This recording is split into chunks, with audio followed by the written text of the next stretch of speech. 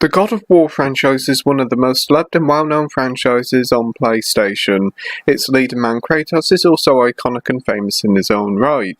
The series started life out on the PS2 in 2005 with the original God of War, and the game was a hack and slash game similar to the vein of the Devil May Cry series and Bayonetta.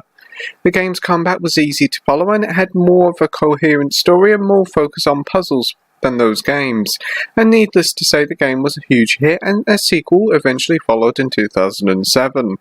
The series continued to be popular with various spin-offs and a third main entry for the PS3 in 2010, which saw Kratos killing pretty much every Greek god in existence. The series did return in 2013 with Ascension, but while it was a fun game, you could tell that Santa Monica Studio was kinda losing steam with where to go with the franchise. The series did come to the PS4 with a remaster of the third game for the series' 10th anniversary, and whilst it was nice enough, a new game was what fans really wanted, and that was finally answered at E3 2016 with an all-new soft reboot of God of War. The initial reveal trailer took many fans aback with the shock of Kratos actually having a son, and the new gameplay style. But the game is finally here, and I can tell you that the game is very special indeed, and well and truly worth the wait. The game is truly something special, and you can tell it straight from the get-go. The story is set many years after Kratos' murderous rampage through ancient Greece, and it starts off with Kratos and his son Atreus living in the isolated snowy mountains of Midgar in the Norse realm. We join Kratos and Atreus as they're preparing to cremate Kratos' late wife, and their journey sets them off to the highest point of Midgard to spread her ashes.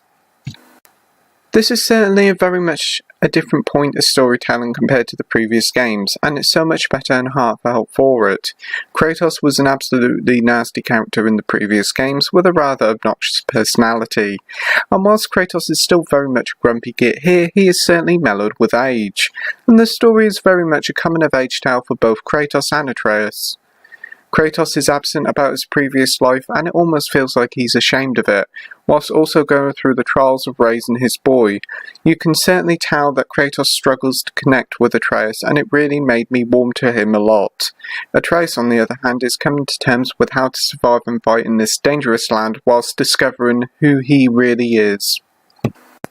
As for the gameplay, it feels like it borrows a lot from other popular game franchises, most noticeably the recent Tomb Raider games. The structure of the gameplay feels very similar to that of a Metroidvania game.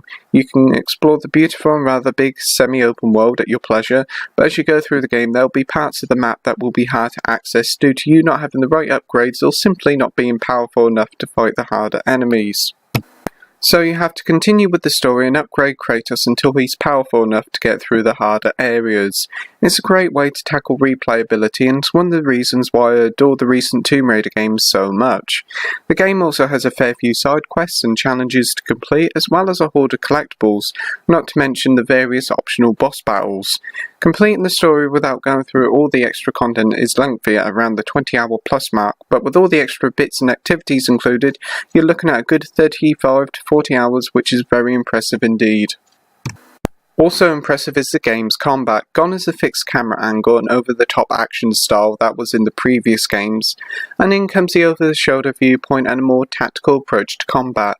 Kratos' main weapon here is his Leviathan axe, and his main attack is his ability to throw his axe and call it back, similar to Marvel's superheroes Thor's hammer. Heck, the axe can even be used in some of the game's rather clever puzzles. The combat does feel more slower, and there is certainly a hint of Dark Souls here, as you do have to think before you attack, especially later on in the game, which is no bad thing. The Leviathan axe can be upgraded with new abilities, and Kratos can gain plenty of new skills to dispatch his foes in plenty of painful ways.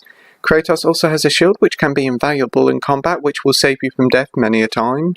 And Atreus can also join Kratos in battle, offering help with his bow and arrows, as well as Kratos also having a rage mode, which lets his fists do the talking whilst also taking far less damage. There's plenty of layers to the combat, and it does make each combat encounter a joy.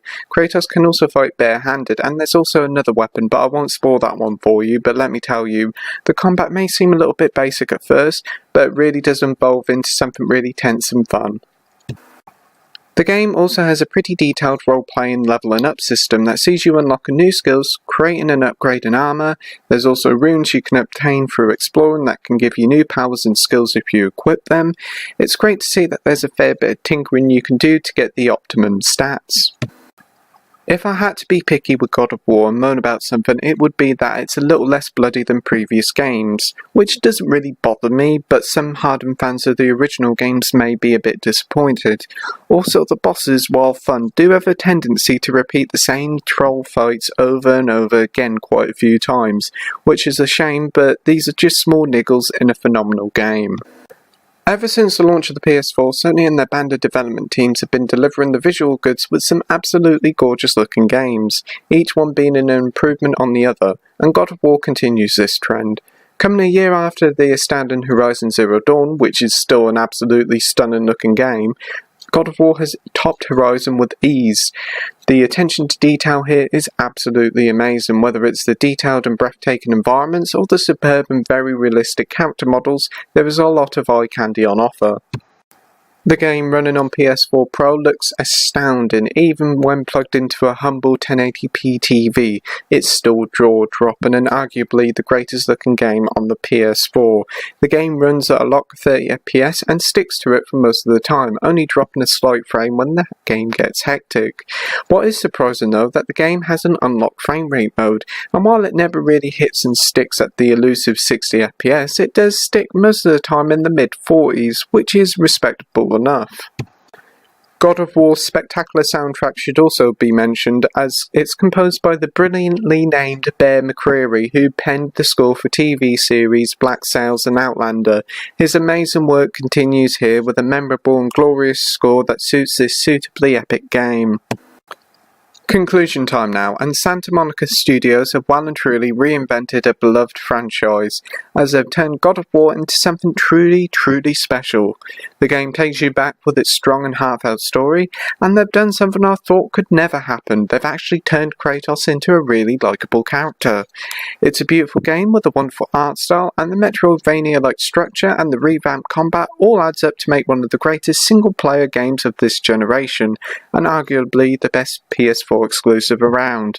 And with that, I'm giving God of War a 9.5 out of 10 with the title of amazing. Thank you for watching my review, like, rate and subscribe, and until next time, happy gaming, bye!